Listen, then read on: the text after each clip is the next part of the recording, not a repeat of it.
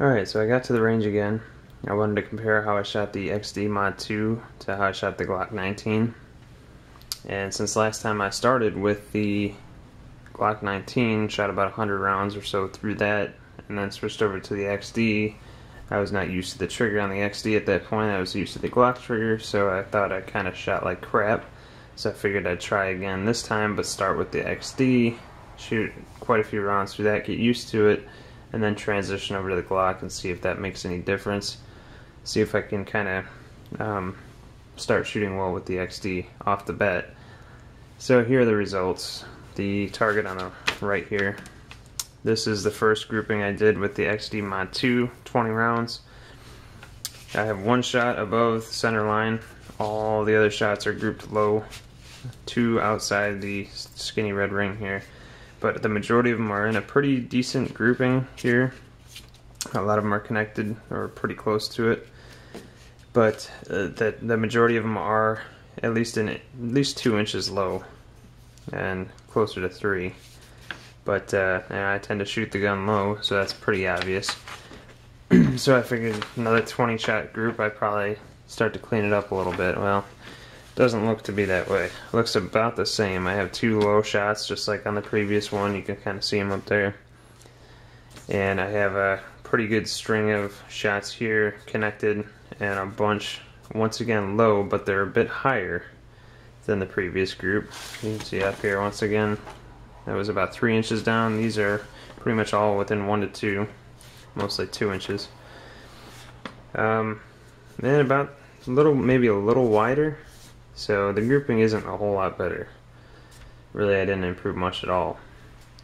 So once again, it's not the defining factor on what I'm gonna, whether I'm gonna actually keep this gun or whether it's gonna be something I'm gonna use for carry, conceal, whatever.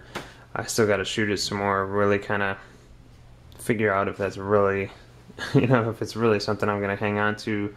If there's something I need to improve on in my own shooting technique, which I'm sure there is some aspects here and there that I could definitely do a lot better. I know that.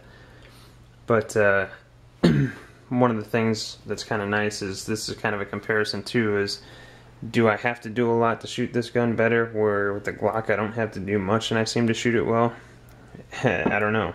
But the target seems to show that I can shoot the Glock pretty damn well.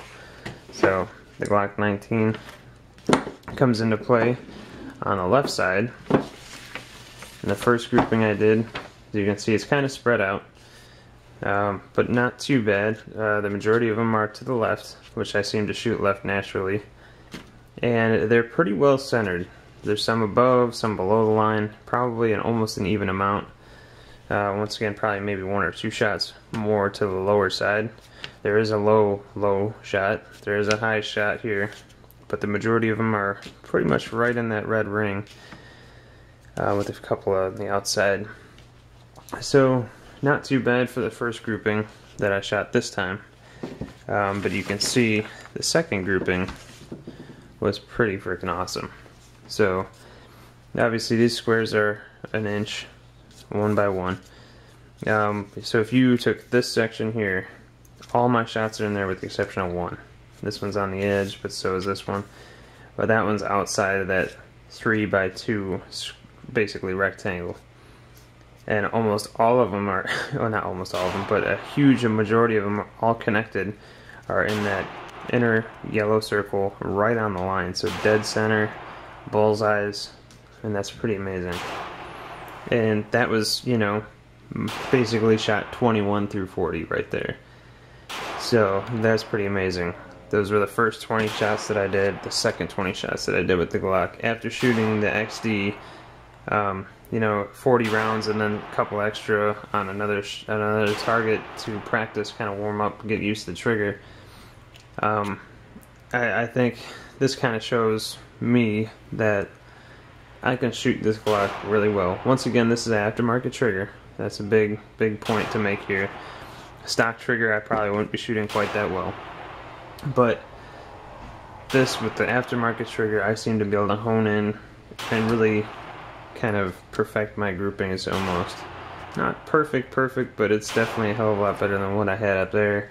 and what I was putting on paper over there. So that's hard to beat. I mean, that's pretty awesome.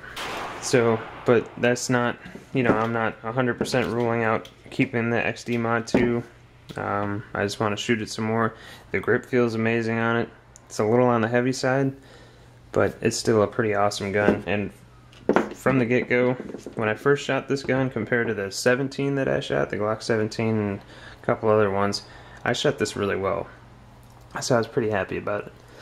But one thing I do want to mention, and is kind of important here, no issues with shooting this, no matter how many times I've shot it. Don't clean it, doesn't matter, whatever. Glock 19, I haven't cleaned it since the first time I shot it. Once again, I put about 100 rounds through it. This time I put probably around 80 through it total. But the first groupings I shot 20 rounds. Don't think I had any issues there. Don't think I had any issues here, but I shot a little bit afterwards, and it started to jam up on me. And it wasn't that I was in the middle of firing and then all of a sudden I'd notice, oh crap, it's stovepipes or failure to feed, failure to eject, something like that. No, it was during loading the actual magazine and racking it, and the slide going forward would strip the round slightly out of the magazine, kind of start to chamber it, and it would just kind of stick there. So the round was kind of up at an angle. And you try to pull the slide back a little bit, and once out of like the 6 times it happened, the round kind of popped up and went into, you know, went at the right angle, so the slide would just go forward naturally. But every other time, no matter how many times I tried, it would not go in there. So I'd eject the mag, pull the slide the rest of the way back, let the round fall out, pop it in again, try it again, and it would do it again. So I swapped rounds out of there. Maybe it was just the casing or something was messed up. No, that didn't matter at all. And I tried different mags. Once again, had the same issue. So I don't know what's going on with that. Maybe it was just too dirty. That just seems kind of odd because I thought Glocks were indestructible. I thought you could throw them in the dirt and whatnot. But I'm not going to knock it too much because once again, it's really my first experience with one. And it does shoot amazing. That's obvious. So I'm just going to clean it up, and once again I'm probably going to do another 2 or 3 trips to the range at least, maybe a couple more than that yet, to compare the two. I should put a lot more rounds through them to really decide one way or the other, because I really don't need to. I mean, they're both pretty much the same concept. They're both about the same size. This one's a bit shorter in length. Seems a bit on the heavy side. You have 13 compared to 15 rounds.